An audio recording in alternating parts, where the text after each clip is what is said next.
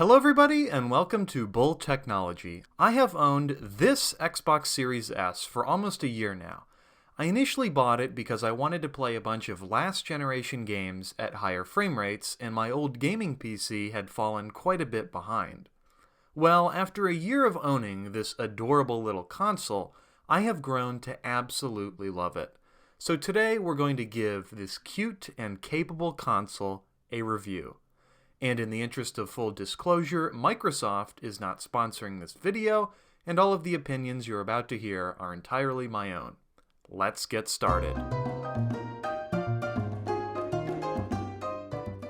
The Xbox Series S is the least expensive of the current gen consoles. It retails for $299 and has an array of impressive features at its price point. In this review, I will be taking a look at this Series S's hardware and software. Hardware as it relates to the physical design of the device and what it's capable of, and software as it relates to the operating system and the game's support and performance. We will first start with the hardware. The physical design of the Series S is incredible for such a powerful console. The device itself is very small, only being slightly larger than most hardback novels.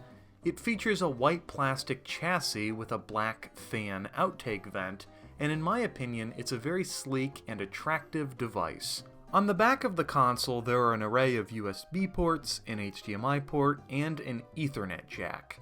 The front of the device also features an additional USB port. The Series S's controller is very similar to previous Xbox controllers.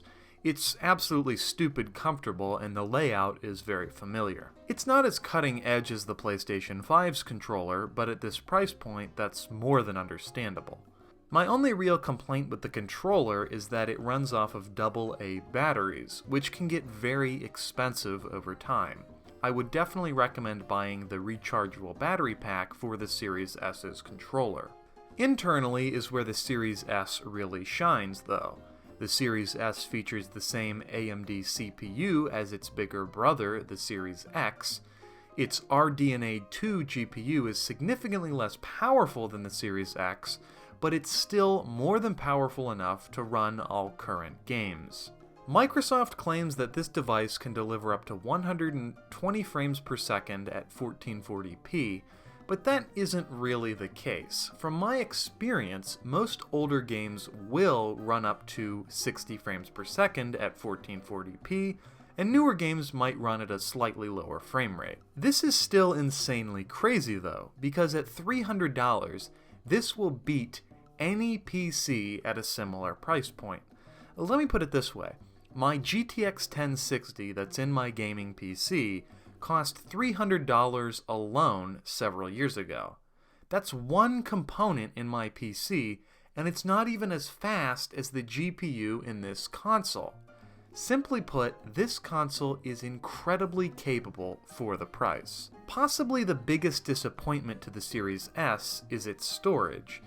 The Series S ships with 512 gigabytes of NVMe SSD storage. This storage can be upgraded with an external hard drive or Microsoft's proprietary SSD. But the internal storage is incredibly limiting, with most modern games being tens to possibly hundreds of gigabytes in size. You'll quickly fill up the internal SSD. One advantage to having less storage is the speed of the internal storage. Because the internal storage is solid state rather than mechanical, it's ridiculously fast. Booting up the device, getting into games, and navigating the UI is all insanely fast, and we'll talk a little bit about that a bit later. Overall, the hardware on the Series S is excellent value for the money.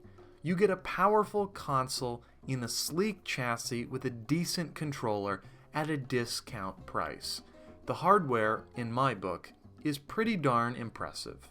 Moving on to the software of the Series S, and we'll first take a look at the Series S's operating system. The Xbox operating system is very simple and easy to navigate. There are an array of online features and customization options. There is also an excellent screen recording feature that I'm using for this video, and overall the UI does what it needs to do well enough. I'd like to briefly mention a feature that is exclusive to the series consoles. It's called Quick Resume. Quick Resume allows you to quickly resume games that you're playing. You can turn off your console, start another game, or switch between an existing game and instantly return to exactly where you left off in that game. It's one of the features that you really need to experience to know what I'm talking about, but it's very handy and incredibly useful. So let's now shift gears and talk about games. Game support on the Series S is about as good as you can get for a console. There aren't the exclusives that PlayStation has, but the amount of games available for the Xbox is pretty incredible. As I said in the beginning, I purchased this console to play most last generation titles, and they all run really well on this console. Games like Fallout 4 run brilliantly on this console and run at a constant 60 frames per second, and they look pretty darn good too. More CPU-intensive games like Cities Skylines also run brilliantly on this console. Even current generation titles run brilliantly on the Series S. Cyberpunk 2077 at 1440p runs at a smooth 30 frames per second, and it looks truly next-gen on this console. And while you're playing your games, the Series S remains almost silent. Even when pushing the device playing Cyberpunk, I couldn't hear the Series S's fan, which is incredible considering it was sitting just a few feet from my face. The software on the Series S is a definite win.